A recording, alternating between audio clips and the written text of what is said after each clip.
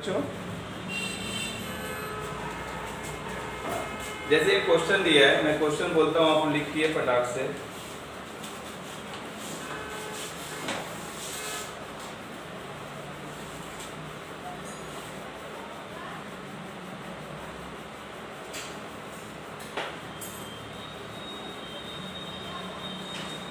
Question लिखिए बच्चों, the refractive index of the refractive index of kerosene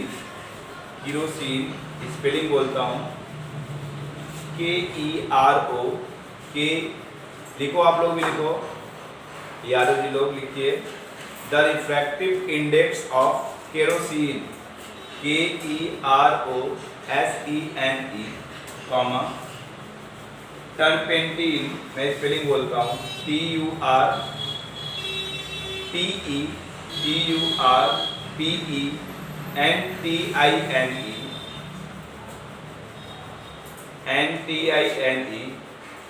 and water RARER 1.44 comma 1.47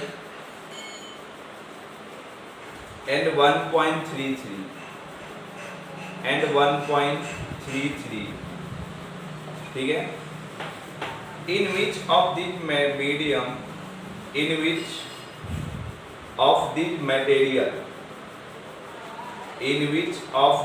material does light travel faster? Does light travel faster? हमने क्या किया बच्चों, आप लोगों को 3 रिफ्रैक्टिव इंडेक्स दिया। एक का वैल्यू कितना था बोलिए 1.44, दूसरे का कितना है 1.47 और तीसरे का 1.33। पूछ रहे हैं तीनों में से किसमें लाइट तेजी से ट्रेवल करेगा। तुम क्या बोलते हो?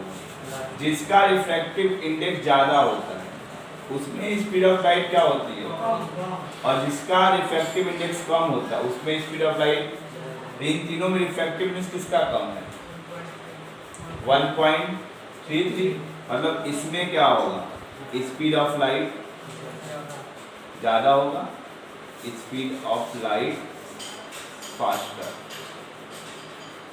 ठीक है। किसमें, ये किसका रिफ्रैक्टिव इंडेक्स है वाटर।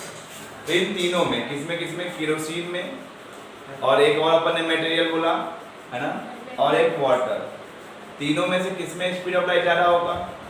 कैसे डिसाइड किया, रिफ्रैक्टिव इंडेक्स जिसमें कम उसका स्पीड ऑफ लाइट, इसका इन तीनों में रिफ्रैक्टिव इंडेक्स किसका कम है तो इसमें स्पीड ऑफ लाइट क्या होगा, आंसर यही होगा, speed of light faster in water,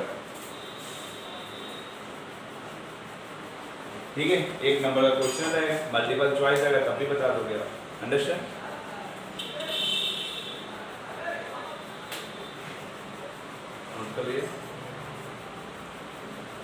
और एक बात हमेशा याद रखना आप लोग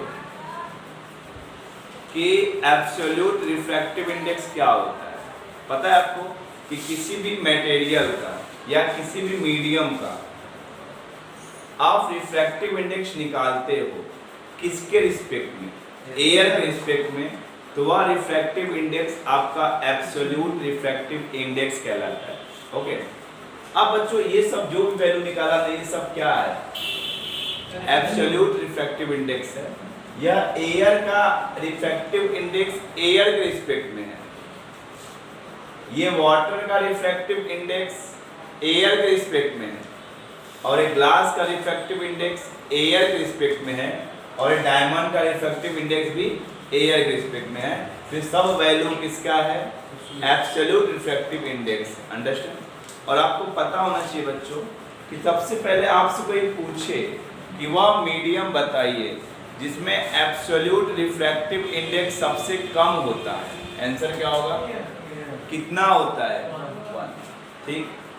और वह मटेरियल या मीडियम बताइए जिसमें एब्सोल्यूट रिफ्रैक्टिव इंडेक्स सबसे ज्यादा होता है, डायमंड कितना होता है 2.42। और फिर आपसे कोई पूछता है कि डायमंड सबसे ज़्यादा क्यों चमकता है, आंसर होगा इसके पास रिफ्रैक्टिव इंडेक्स बहुत ज़्यादा होता है और सबसे ज़्यादा होता है, ठीक। और दूसरा रीजन क्या दोगे, डायमंड में टोटल इंटरनल रिफ्लेक्शन होता है, ये मैं बताया तुम लोग को, आप लोगों को नहीं पता होगा लेकिन मैं इन लोग को बताया, ठीक है। फिर आपसे कोई पूछे कि स्पीड ऑफ लाइट किस मीडियम में सबसे अधिक होता है, आंसर क्या होगा एयर में। और फिर आपसे कोई पूछता है कि स्पीड ऑफ लाइट सबसे कम किस में होता है, डायमंड। Understand, okay. तो मतलब बच्चों हम ये डिसाइड कर सकते हैं कि एब्सोल्यूट रिफ्रैक्टिव इंडेक्स का वैल्यू 1 से लेकर 2.42 के बीच में होता है। एब्सोल्यूट रिफ्रैक्टिव इंडेक्स 1 से कम नहीं होता है और न तो 2.42 से ज़्यादा, ठीक है। एक बात मैं लिख देता हूँ यहाँ पे नोट करके, आप लोग भी लिख लीजिएगा।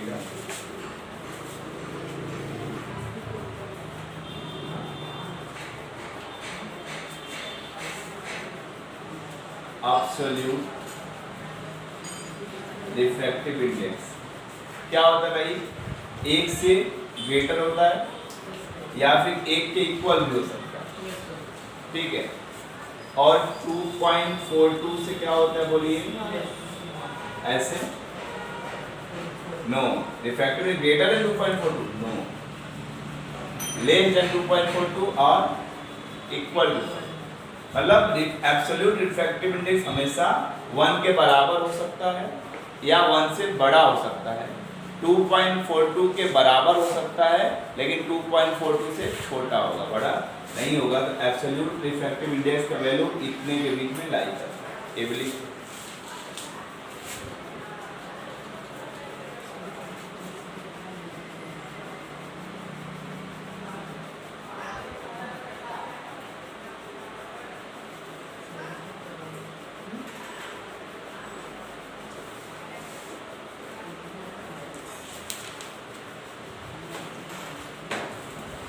ठीक है, सारा पॉइंट क्लियर होता जा रहा है, ओके। आगे बढ़े हम लोग।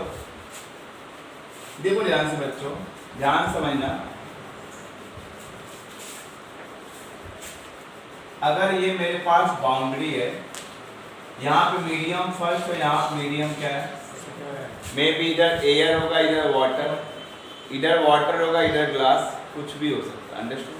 पहले समझिए कि बीच में क्या है, बाउंड्री है, मतलब ये सेपरेट कर रहा है 2 मीडियम, ये फर्स्ट मीडियम और ये बच्चों हमने ड्रॉ किया नॉर्मल, और ये मेरे पास क्या है बोलिए, इंसिडेंट रे, और ये एंगल क्या है बोलिए, आई, और ये एंगल मैंने बोल दिया क्या है बोलिए, ठीक है, एंगल आई हो। अगर मान लो बच्चों हमें लिखना हो 1 and 2, इसका मतलब क्या, n का मतलब होता है refractive index, refractive index of second medium with respect to, बच्चों जिसमें लाइट जाता है, जिस मीडियम में लाइट जाता है उसी का हम क्या निकालते हैं, रिफ्रैक्टिव। इसका फॉर्मूला क्या हो जाएगा, एक तो हो जाएगा sine i by sine r, i जो वैल्यू है यहाँ रखेंगे, आर का जो वैल्यू है यहाँ रखेंगे, ठीक, या फिर V1 बाई रिफ्रैक्टिव इंडेक्स के 2 फॉर्मूला होते हैं, सही समझ पा रहे मेरे साथ, ओके। अगर बच्चों यही आई आपका हो जाता 60 डिग्री और यही आर हो जाता आपका 30 डिग्री, तब आपसे पूछा कि बताइए 1 and 2 कितना होता, तो आप क्या बताइएगा, साइन 60 अपॉन में कॉस, और ये कॉस साइन 30। क्या मैंने साइन 60 की वैल्यू बताया था आप लोग को, साइन 30 बताया था आप लोग को, हाँ देखो ना, याद करो, देखो दिखाओ, √3/2 और ये 1 बाई, ये 1 and 2 कितना आएगा, √3, मतलब इस सेकेंड मीडियम का जो रिफ्रैक्टिव इंडेक्स होगा वो कितना होगा, √3 होगा। कब, जब एंगल आई 60 होगा और एंगल आर 30 होगा। आगे बढ़े हम लोग, बच्चों जरा समझो कि हमने लिखा 1 and 2 बराबर V1 बाई V2, यही लिखा हमने, बोलिए ये जो V1 है ये क्या है, speed of light in first medium, ठीक है, और जो V2 क्या है, speed of light in second medium. सही है। देखिए बच्चों, क्लास 9 में आप लोगों ने एक फॉर्मूला पढ़ा होगा, speed equal to frequency into wavelength. क्या आपने पढ़ा? क्लास 9 में एक चैप्टर रहा साउंड, ठीक है? साउंड नहीं पढ़े, वेरी गुड। कौन था? शशांक पर पढ़ा रहे थे या कौन पढ़ा रहा था? अच्छा, तो speed equal to frequency into wavelength होता है, ठीक है? एक फॉर्मूला होता है साउंड में, स्पीड बराबर फ्रीक्वेंसी इनटू वेवलेंथ, ठीक है? तो मतलब स्पीड को हम v से लिखें और फ्रीक्वेंसी को f से लिखें और लेमडा को हम ऐसे, वेवलेंथ को हम लेमडा से लिखते हैं। याद रखना कि स्पीड को हमने v से लिखा, फ्रीक्वेंसी को f से लिखा और वेवलेंथ को लेमडा, ये लेमडा है ना, लेमडा, लैम्डा, ठीक? रही बात कि सर स्पीड तो थोड़ा समझ में आता है, फ्रीक्वेंसी क्या होता है और वेवलेंथ क्या होता है, ये तुम्हें पता है कि नहीं पता? फ्रीक्वेंसी समझो क्या होता है। जैसे मान लो मेरे पास कोई गोली है, ठीक है, या फिर ये मार्कर है, ठीक है, यह 1 सेकेंड में, समझो ये जो मार्कर है यह 1 सेकेंड में कितनी बार कंप्लीट चक्कर मार लेता है। जैसे पंखा है, 1 सेकेंड में कितनी बार घूम जाता होगा, वह उसकी फ्रीक्वेंसी कहलाएगी। जैसे हमने यहाँ पे टाइम देखा और ये 1 सेकेंड में 50 बार घूम गया, इसकी फ्रीक्वेंसी कितनी कहलाएगी? 50। समझ में मेरी बात? तो जितने भी तुम पंखा फिरने जाते हो ना, सबका लिखा होता है फ्रीक्वेंसी, या 1 सेकेंड में कितनी बार घूम जाता है। जितने पंखा RPM नाम से लिखा होता है, रिवॉल्यूशन पर मिनट, 1 मिनट में कितनी बार घूम जाता है। पंखा खरीदने जाना तो लिखा होता है 80 RPM, 100 RPM। सही है, मेरी बात समझ में आ रहा है? फ्रीक्वेंसी क्या होता है कि कोई भी ऑब्जेक्ट 1 सेकेंड में कितना कंप्लीट चक्कर मारता है, वह उसका क्या कहलाता है? फ्रीक्वेंसी। 1 सेकेंड में कितनी बार नाच गया, वह मेरा क्या होगा? ये मार्कर 1 सेकेंड में कितनी बार घूम गया, मान लो 50 बार, इसकी फ्रीक्वेंसी कितनी? वेवलेंथ क्या होता है? देखो, चाहे लाइट हो चाहे साउंड हो, वह जाता है किस फॉर्म में? Wave form. किस फॉर्म में? वेव फॉर्म में, ठीक है? तो इसको बच्चों एक मीन पोजीशन होता है, ये क्या है? Mean position. इसी मीन के ऊपर नीचे ऐसे क्या चलता है? वेव चलता है। समझ में आता है मेरी बात? एक बार ये मेरे पास मीन पोजीशन है, बीच वाला पोजीशन, एक बार ऊपर गया तो फिर ये वेव का चलने का तरीका, ठीक है? जो ऊपर वाला पोजीशन है इसको हम क्रेस्ट कहते हैं। क्या कहते हैं? इसको भी क्या कहेंगे? क्रेस्ट मतलब चोटी, और इसको हम ट्रफ कहते हैं। ट्रफ मतलब खाई, ठीक है? दो लगातार क्रेस्ट के बीच के डिस्टेंस को हम वेवलेंथ कहते हैं, ठीक है? समझ में आया मेरी बात? वेवलेंथ किसको कहते हैं? दो क्रेस्ट के बीच के डिस्टेंस को हम क्या बोलते हैं? वेवलेंथ। अंडरस्टैंड? ओके। तो बच्चों ये फॉर्मूला हमने देखा था, क्या देखा था बोलिए? कि V बराबर F लेमडा, ठीक है? अब मैं बच्चों अगर V1 लगाऊं तो मेरा कर्तव्य क्या होगा? F1 लगाना और लेमडा 1 लगाना। बोलिए, अगर मैं V2 लगाऊं V2 तो मेरा कर्तव्य क्या होगा? F2 और लेमडा। सही है? हम क्या करेंगे, इस फॉर्मूले में ये दोनों वैल्यू रख देंगे, ठीक है? रखिए। तो 1 और 2 बराबर V1 की जगह क्या लिखेंगे? F1 लेमडा 1 और V2 की जगह F2 लेमडा। लिख लिया? ठीक है? और एक बात समझना कि F1 बराबर F2, और ये क्या बोल दिया सर आपने? समझो कि मीडियम चेंज करने पे फ्रीक्वेंसी वही रहता है, चाहे तुम एयर में जाओ या ग्लास में जाओ, जो फ्रीक्वेंसी एयर में है ना वही फ्रीक्वेंसी ग्लास में भी होगा। अंडरस्टैंड? लेकिन वेवलेंथ चेंज होता है। सही बात है? तो मैं F1 F2 ना लिखूं, क्योंकि पहले मीडियम में फ्रीक्वेंसी f होगा, दूसरे मीडियम भी f ही रहेगा। अंडरस्टैंड? तो मैं f1 n2 काट दूं तो f क्या हो जाएगा, तो क्या फॉर्मूला बनेगा, 1n2 बराबर लैम्डा 1/में। तो रिफ्रैक्टिव इंडेक्स का एक और फॉर्मूला होता है इन टर्म ऑफ वेवलेंथ। ठीक है, मान लो बोल दिया कि लाइट एयर से वाटर में जा रहा है और एयर में लाइट का वेवलेंथ इतना है और वाटर में लाइट का वेवलेंथ इतना है, दोनों को डिवाइड कर दोगे तो क्या मिल जाएगा उसका, refractive. Got it clear? Note down.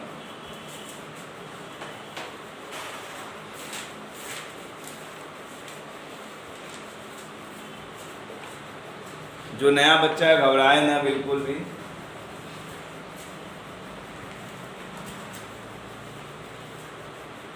पुराना बच्चा को समझ में आना चाहिए।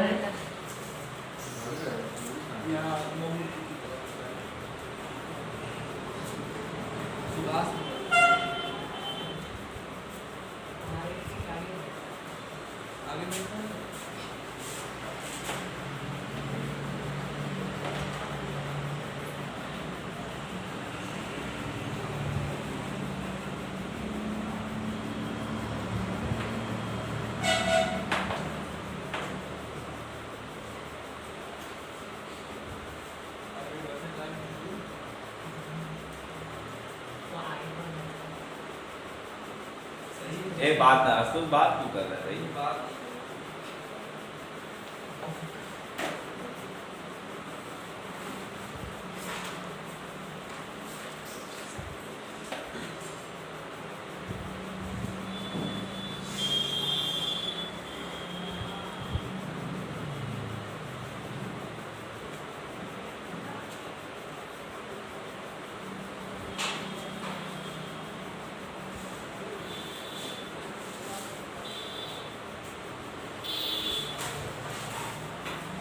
हो गया?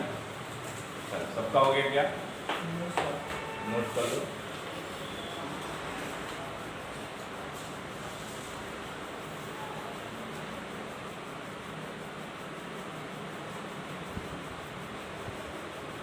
टाइम बताओ आपको, टाइम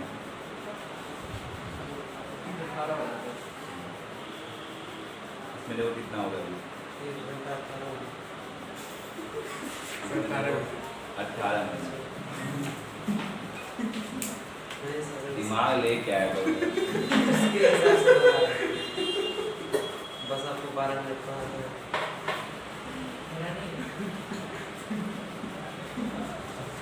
तुम्हारा तो वो शिकायत है, ठीक है, पेरेंट्स शिकायत करें तुम्हारा। हाँ ठीक है, तो इसलिए पढ़ाई कर लो, क्योंकि तुम धीरे देख रहा हो ना एक्सीलरेशन ड्यू टू ग्रेविटी को फॉलो नहीं कर रहे हो, है ना, उसको मेंटेन करो। कितना भी मैथ लगाने में तेज हो, कितना भी तुम्हें केमिस्ट्री का इक्वेशन याद हो, लेकिन तुम अगर धीरे धीरे जी को फॉलो नहीं करोगे ना, सब खत्म हो जाएगा। हमारे घर के नहीं, किसी और के पेरेंट्स तुम्हारे शिकायत कर रहे थे कि हमेशा मेरे लड़के को तंग करते हैं, ठीक है, और परेशान करते हैं, लड़की का नाम लेके परेशान करते हैं, ठीक है। तो ये सब मत करो, क्या मतलब है, ठीक है, पढ़ाई करो। हाँ, जिस दिन 98% ला दोगे ना, वो दिन तुम मेरे को 2 थप्पड़ मारो तब भी मैं सह लूँगा, ठीक है, लेकिन अभी मत करो, है ना। चलो हो गया। तो कब करते हैं बताइए, पहले नहीं, वो तो हम भी नोटिस कर रहे थे मुझे कई दिन से, ठीक है, वो तो कहना गलत नहीं था, वो सही था, ठीक है, लेकिन अब और पता है यहाँ तक ये कह रहे हैं कि सारा मजाक आपके प्रेजेंस में हो रहा है, तो इसमें मेरे को ब्लेम हो गया फिर, तो है ना, हो गया। आप कहाँ करते हैं बताइए, अब मत करो, वही कह रहे हैं। तो कब करते हैं बताइए, पहले करते हैं तो ठीक है, पहले करता था, ऐसी गलत नहीं है, अपना गलती कोई नहीं देता है। चलो ठीक है, हो गया। नोट कर लिया गया? ओके, देखो ध्यान से।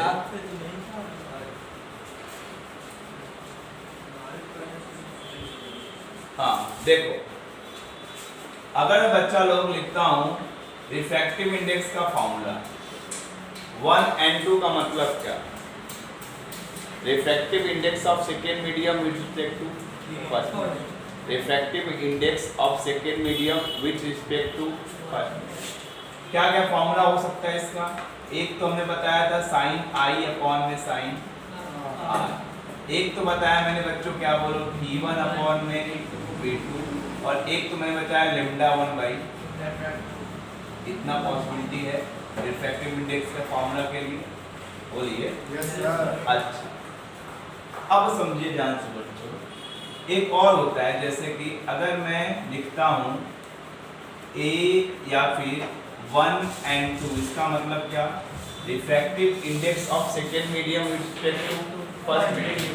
इसको बच्चों n2 अपॉन में n1 भी लिख सकते हैं, n2 अपॉन में n1।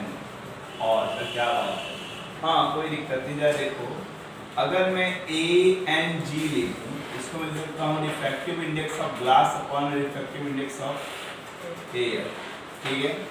या फिर बच्चों मैं लिखना चाहूँ GNW, इसका मतलब क्या लिख सकता हूँ मैं?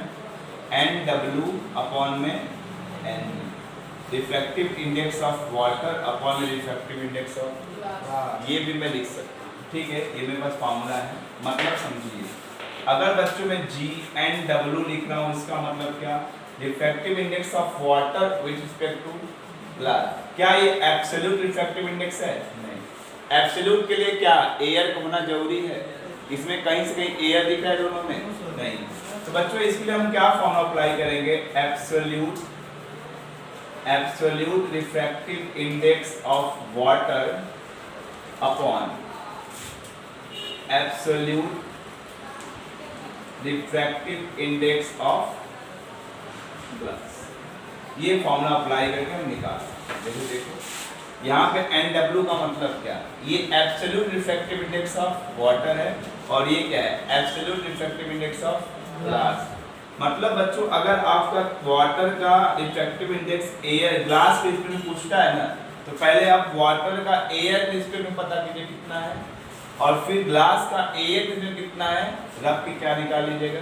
आंसर। जैसे मैं इसका आंसर निकालता हूँ कि मुझे अगर ये निकालना हो, अब बोल दिया आपसे कि find refractive index of water with respect to glass, तो क्या लगाइएगा? GNW। ऊपर क्या लेंगे हम लोग? Absolute refractive index of water, और मुझे बताइए वाटर का एब्सोल्यूट रिफ्रैक्टिव इंडेक्स कितना होता है? 4/3 बताया मैंने। और ग्लास का रिफ्रैक्टिव इंडेक्स कितना? 1.5, एक ही बात है। तो कितना हो जाएगा ये? 4/3 इंटू 2/3 मतलब 8/9, ठीक है? तो ये GNW आ गया कितना आपका? 8/9। लेकिन सर वहाँ पे लिखा है कि NA/NG बताया था इसलिए। हाँ NA/NG का बताया मैंने, VA/VG बताया होगा वेलोसिटी के तरह में। रिफ्रैक्टिव इंडेक्स में तुम्हें बताया नहीं, अभी बताया, ठीक है? दोनों अलग अलग, और वो VA/VG है, ये NG/NA है। वो वेलोसिटी के टर्म में था, ये रिफ्रैक्टिव इंडेक्स के टर्म में है, ठीक है? नोट कर लीजिए और समझिए, बहुत बड़ा रॉकेट साइंस नहीं है, बिल्कुल सिंपल कॉन्सेप्ट है, ठीक है? और उसके बाद लेंस चालू हो जाएगा तो आप लोग को भी समझ में आने लगेगा, ठीक है? रिफ्रैक्टिव इंडेक्स का टॉपिक खत्म कर देंगे थोड़ी देर में, इसके बाद लेंस आ जाएगा।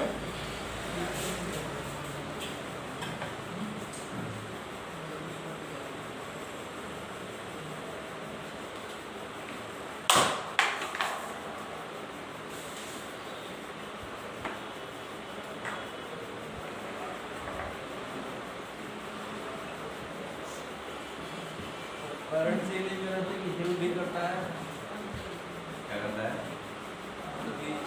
काफी होता है तो हटाता है, करता है, हीट करता है, ये नहीं करंट, ये कोई देखता है, ये नहीं देखता ये कोई नहीं देता, ठीक है। तुम दुनिया भर का भलाई काम कर लो, ये गलती कर ली है तो गलती माना जाएगा, ठीक है। तुम जिंदगी भर मान लो खूब सेवा की है, खूब मतलब सबका ये खूब सेवा की है, जैसे सलमान खान वाली कहानी है, खूब बीइंग हूँ मैं, और एक दिन दारू पी के गाड़ी चढ़ा दी है, जितने फुटपाथ पे सोए थे सब मर गए, क्या मतलब, गलती मानी जाएगी ना। या मतलब 10-15 लोग का जान लेना वो गलती नहीं कहलाता है। अच्छा मतलब इंसान मर गया तो गलती नहीं, काला हिरण मर गया तो नाइस, बहुत अच्छा थिंकिंग है, आई सैल्यूट यू। जनसंख्या तो कम हो गया। हाँ ठीक है, ऐसे मार दो 5-6 पे एक मिनट।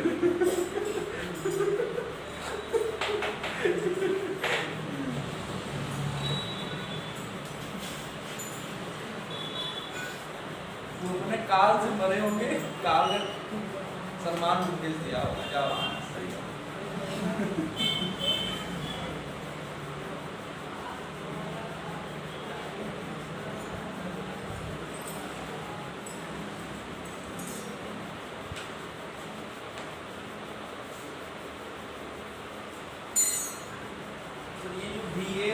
बताया थे तो क्या स्पीड के speed of light in air upon speed of light in, और इंडेक्स इसमें एब्सोल्यूट रिफ्रैक्टिव इंडेक्स के टर्म में बताया मैंने, ठीक है।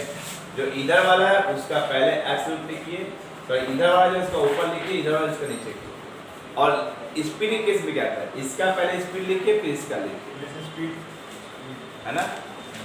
अरे और कंफ्यूज क्यों हो रहे हो, अगर मैं लिखता हूँ ANW, इसका मतलब VA अपॉन में VW, speed of light in air upon speed of water.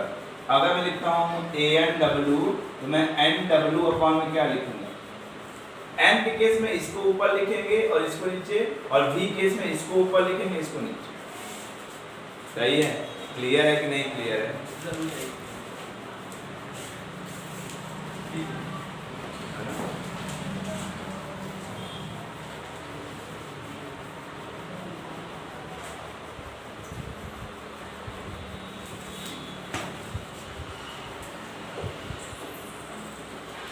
ठीक है, चलिए तो अब हेडिंग डाल लीजिए आप लोग, स्फेरिकल लेंस।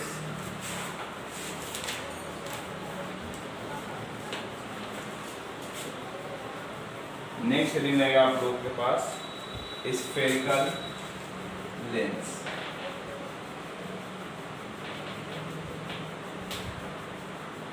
बच्चों हम लोग स्फेरिकल लेंस में दो लेंस के बारे में डिस्कस करेंगे।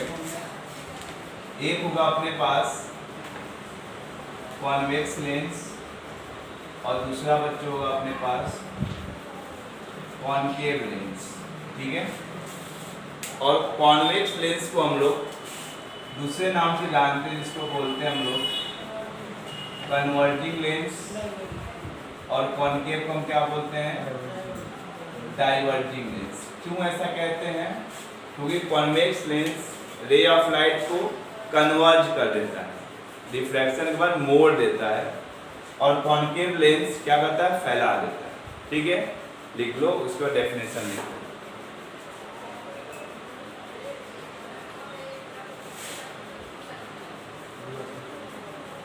ठीक है, लिख के लेंस हेडिंग डाल के इसका लेंस का डेफिनेशन लिखिए।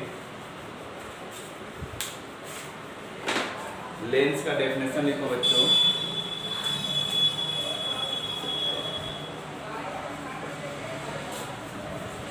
लिखो डेफिनेशन लेंस का। A lens is a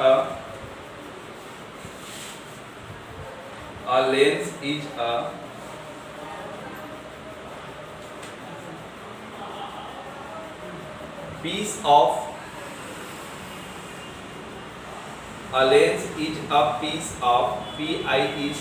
piece of transparent glass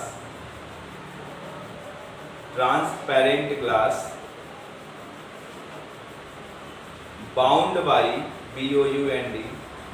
by two TWO2 spherical surface bound by two spherical surface,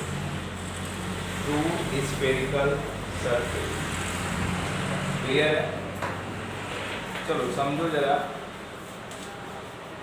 कि मेरे पास लेंस क्या होता है कि दो स्फेरिकल सरफेस से घिरा हुआ कोई शेप, और जो दो स्फेरिकल सरफेस ले रहे हो ना वो ग्लास का बना हो, ट्रांसपेरेंट ग्लास का। ट्रांसपेरेंट ग्लास का मतलब जिससे लाइट आर पार हो जाए, उससे आर पार दिखे, अंडरस्टैंड?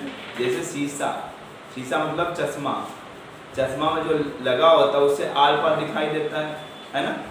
ओके, तो लेंस क्या होता है? दो स्फेरिकल सरफेस से बाउंडेड शेप को हम क्या नाम देते हैं? Lens, understand? और ये लेंस कितने टाइप्स का होता है? दो, एक कॉन्वेक्स लेंस, दूसरा कॉनकेव लेंस। अब तुम कैसे पहचानोगे कौन कॉन्वेक्स लेंस होगा और कौन कॉनकेव? तो बच्चों वह लेंस जो किनारों पे पतला और बीच में क्या हो मोटा, यह लेंस क्या कहलाएगा? Convex lens. और वह लेंस जो किनारों पे मोटा और बीच में क्या हो पतला, ऐसे लेंस को क्या बोलेंगे हम लोग? Concave lens. ये बच्चों मेरे पास है कॉन्वेक्स लेंस, डायग्राम बना लो, और यह मेरे पास है कॉनकेव लेंस।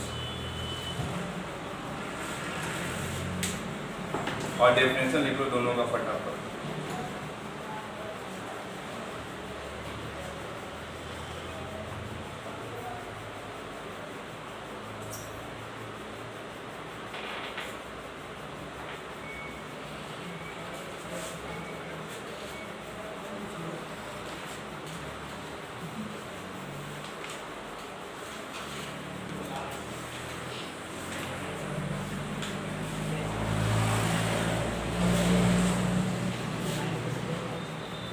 क्या हो गया? मोबाइल की स्क्रीन में कौन सा लेंस? मोबाइल के स्क्रीन में कौन सा लेंस है? लेंस नहीं, वो तो मिरर भी नहीं है यार, और बस एक शीशा लगा हुआ है। शीशा जरूर थोड़ी है कि तुम्हारा लेंस ही हो, और मिरर कैसे हो जाएगा? ठीक है, चलो समझो ध्यान से। हाँ, कॉन्वेक्स लेंस का डेफिनेशन लिखो। कॉन्वेक्स लेंस का definition, a convex lens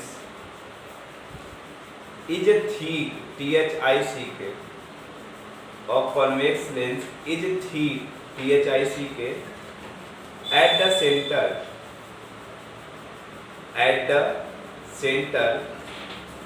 but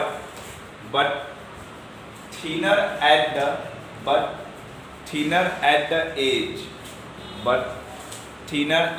edge, EDGE, edge मतलब किनारा, ठीक है?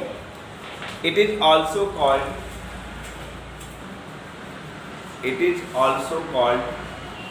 converging lens. It is also called converging lens because it converges the ray of light. It converges all ray of light, ALL, all ray of light after refraction.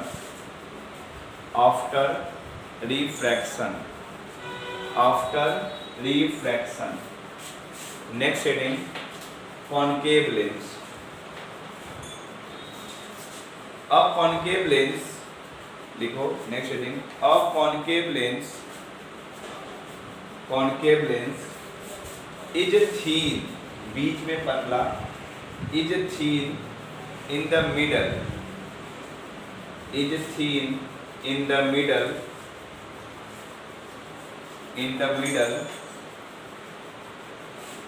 but thicker, THICKER, thicker at the edge, EDGE, at the edge. It is also called diverging lens. It is also called diverging lens. lens because it diverge all the ray of light after refraction ठीक है। हम लोग बच्चों convex lens और concave lens का simple सा definition सीख लेंगे। अब बच्चों इसमें एक टर्म होता है ऑप्टिकल सेंटर, ठीक है, वह क्या होता है हम लोग देखते हैं। तो नेक्स्ट लिंक डाल लो, optical centre and principal axis. Optical centre and principal axis. Optical centre and principal axis क्या होता है समझो। यह मेरे पास एक प्यारा सा लेंस है ना, और यहाँ पे इस लेंस का हमने एक एक्सिस बना लिया। ये लेंस का एक्सिस है, नॉट प्रिंसिपल एक्सिस। ये क्या है, लेंस का एक्सिस है, प्रिंसिपल एक्सिस। बच्चों इस पर लेंस का एक सेंटर होगा, वह यहाँ पर, ठीक है। इस सेंटर को हम लोग C से लिखेंगे या O से लिखेंगे, कोई दिक्कत नहीं, हमने O से लिखा, ठीक है। और इसी O से एक सीधा लाइन जाता है कुछ ऐसे, ठीक है। इस लाइन को हम नाम देते हैं प्रिंसिपल एक्सिस, और इसको क्या नाम देते हैं, ऑप्टिकल सेंटर, ठीक है। और इस O पॉइंट की एक खासियत है कि यहाँ से जितने भी रे जाएंगे ना, वह बेंड नहीं होंगे, सीधे निकलेंगे। जैसे यह एक मान लो रे ही गया सपोज, तो बेंड हुआ क्या, सीधे निकल गया। अगर मैं बच्चों एक रे ऐसे ले आऊं तो ये सीधे निकल जाएगा। अगर कोई भी रे लेंस के ऑप्टिकल सेंटर से पास करेगा ना, वह बेंड नहीं होगा। अच्छा सर, अब ऐसे ड्रॉ कराओ ना, मान लो एक रे ऑप्टिकल सेंटर से मार लेगा ऐसे में, तो ये क्या होगा, ये बेंड होगा, ठीक है। लेकिन अगर ऑप्टिकल सेंटर से जाएगा ना, वह बेंड, वो सीधे निकल जाएगा। अंडरस्टैंड। अगर मैं यहाँ से कोई रे ले जाऊँ तो वो सीधे निकल जाएगा। समझ में आ रहा है, डायग्राम ड्रॉ कर लो, सभी बना लो, उसी में पच कर दो। मतलब लेंस में वह पॉइंट, वह सेंटर जहां से रे ऑफ लाइट बिना बेंड हुए निकल जाता है ना, उसको हम ऑप्टिकल सेंटर कहते हैं। और उसी से एक लाइन पास होता है बिल्कुल हॉरिजॉन्टल, जिसको हम प्रिंसिपल एक्सिस कहते हैं, ठीक है। आपको गुड।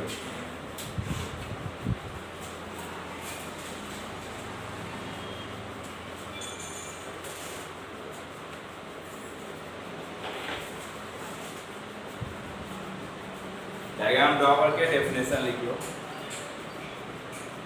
आज बस यही चलेगा, मैथ कल से चलेगा, या फिर अभिलेख सर को बोल देंगे या फिर हम ही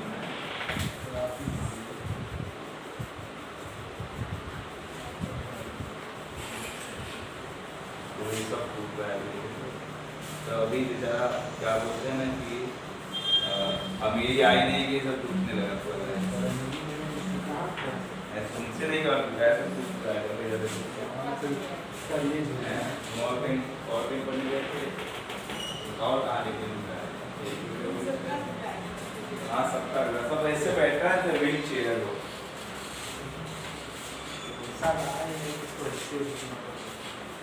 ध्यान नहीं दो, नया खरीद लेंगे हम लोग, पैसे कमी थोड़ी। अरे महेश 5-6 हज़ार दे ही देगा, नहीं लिखो एक line, the centre point of a lens, the centre point of a lens, the centre point of a lens is known as its optical center. Is known as its optical center. ठीक है, it is denoted by O. It is denoted by O. ठीक, अगले line में principal axis का definition लिख लो. The principal axis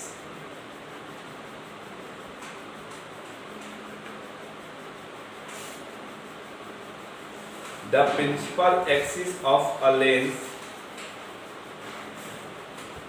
the principal axis of a lens, the principal axis of a lens is a line, is a line, is a line passing through, is a line passing through its optical center.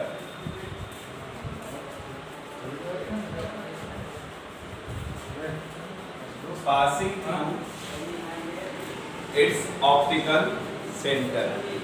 ठीक है, मतलब किसी भी lens का principal line वह line होता है जो इसके ऑप्टिकल सेंटर से पास करे. ठीक है, अच्छा, क्या ये भी प्रिंसिपल एक्सिस है? नहीं, ये तो ऑप्टिकल सेंटर से पास होगा. एक और कंडीशन होना चाहिए, एंड, आगे लिखो, and perpendicular, and perpendicular to both, PO2 both, BOTH, and perpendicular to both the faces of the lens, the faces of the lens. ठीक है, मतलब प्रिंसिपल एक्सिस वह लाइन होता है जो कि ऑप्टिकल सेंटर से पास करता है, साथ में दोनों फेस से परपेंडिकुलर. ये फेस, इस फेस से यह लाइन क्या है, मतलब इस लाइन को हम प्रिंसिपल एक्सिस नहीं कह सकते. ये तो ऑप्टिकल सेंटर से पास कर रहा है, बट ये प्रिंसिपल एक्सिस. प्रिंसिपल एक्सिस होने के लिए क्या कंडीशन होना चाहिए? एक तो ऑप्टिकल सेंटर से पास तो करना ही चाहिए, साथ में दोनों फेस से क्या होना चाहिए? ओके, नेक्स्ट हेडिंग होगा बच्चों, अरे इस फेस, इस फेस, ठीक है, इस फेस से इस फेस, ये अगर मैं बनाऊं यहाँ पे, इससे परपेंडिकुलर ही होगा. ठीक है, हाँ, नेक्स्ट हेडिंग रहेगा principal focus and focal length. Next heading principal focus and focal length. अब ये क्या होता है हम लोग समझते हैं. Principal focus and focal length, ठीक है, समझे? देखो ध्यान से, जैसे बच्चों मेरे पास यह एक प्यारा सा लाइन है और यहाँ पे हमने एक उससे भी प्यारा लेंस बनाया, कुछ ऐसा. ठीक है, यहाँ पे खुचुर खुचुर खुचुर खुचुर खुचुर किया और ये हमें मिला क्या? Optical centre. इस ऑप्टिकल सेंटर को हमने किससे लिखा? O से. अब देखो ध्यान से, बहुत सारा रे आ रहा है, देखो बहुत सारा रे ऑफ लाइट आ रहा है, आ रहा है, आ रहा है. ये सब प्रिंसिपल एक्सिस के पैरेलली आ रहे हैं. कैसे आ रहे हैं? पैरेलली. तो अब क्या होगा, ये यहाँ से क्या होगा? मुड़ना चालू होगा. ये यहाँ से ऐसे मुड़ना चालू होगा, ये कुछ और ये कुछ और कुछ में गड़बड़ हो गया थोड़ा सा. ये कुछ ठीक है, समझो. मतलब जितने भी रे ऑफ लाइट बेंड होंगे ना, वह सब प्रिंसिपल एक्सिस के एक ही पॉइंट से बेंड होके जाएंगे. अंडरस्टैंड? और उसी पॉइंट को हम क्या बोलेंगे? Principal focus. लिखते किससे हैं? F से. यह क्या कहलाएगा आपका? This is the principal focus. ठीक है, बना लो. अरे पढ़ा रहे ना अभी.